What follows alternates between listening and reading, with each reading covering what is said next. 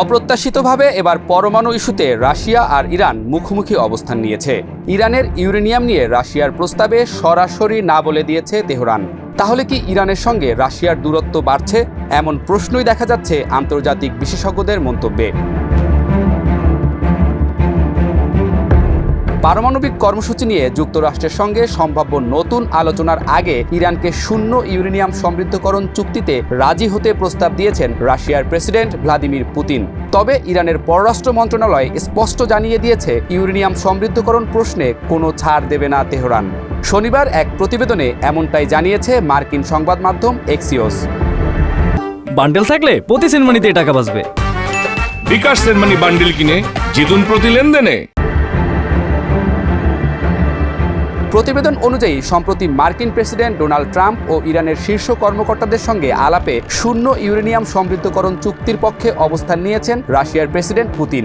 এক ইউরোপীয় কর্মকর্তা বলেছেন, পুতিন ব্যাপক উৎসাহ নিয়ে ইরানি প্রতিনিধিদের সামনে এই প্রস্তাবটি উপস্থাপন করেছিলেন, কিন্তু ইরানিরা তা স্পষ্টভাবে প্রত্যাখ্যান করেছে।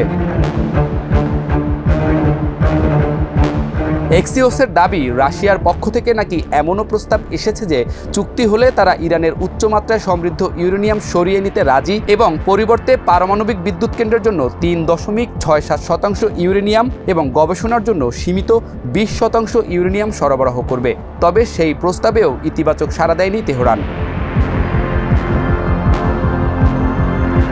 রুশ পররাষ্ট্রনীতিতে ইরানের পারমাণবিক কর্মসূচিতে প্রকাশ্যে সমর্থন থাকলেও ইসরায়েল ইরানের সাম্প্রতিক 12 দিনের যুদ্ধের পর ইরানের প্রতি মস্কোর দৃষ্টিভঙ্গি পাল্টে গেছে বলে দাবি করছে এক্সিওস।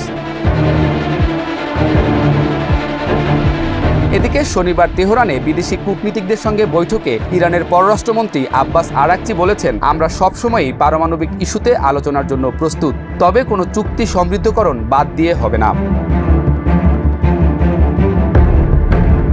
তিনি আরও বলেন, যুক্তরাষ্ট্র বা অন্য কোনো পক্ষ যাতে আলোচনাকে যুদ্ধের অজুহাত বানাতে না পারে তা নিশ্চিত করেই আমরা আলোচনা করব।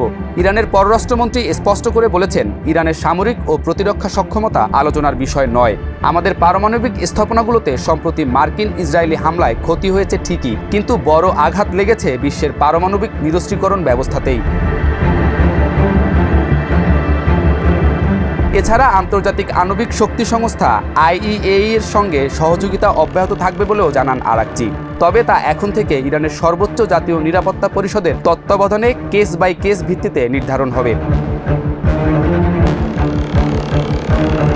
এদিকে ইসরায়েলের সাবেক প্রতিরক্ষামন্ত্রী ইয়োভ গ্যালান্ট এক খোলা চিঠিতে হুঁশিয়ারি দিয়ে বলেছেন, জুনের হামলাগুলো ইরানের পারমাণবিক কাঠামোকে ভেঙে দিয়েছে। খামেনি যদি পরমাণু সমৃদ্ধকরণের স্বপ্ন না ছাড়েন, তাহলে আরও বড় হামলা আসবে। ইসরায়েলের প্রধানমন্ত্রী বেনিয়ামিন নেতানিয়াহুও বলেছেন, ইরান যদি ইউরেনিয়াম সমৃদ্ধকরণ এবং ক্ষেপণাস্ত্র কর্মসূচি বন্ধ না করে, তবে কোনো কূটনৈতিক প্রক্রিয়া সম্ভব নয়।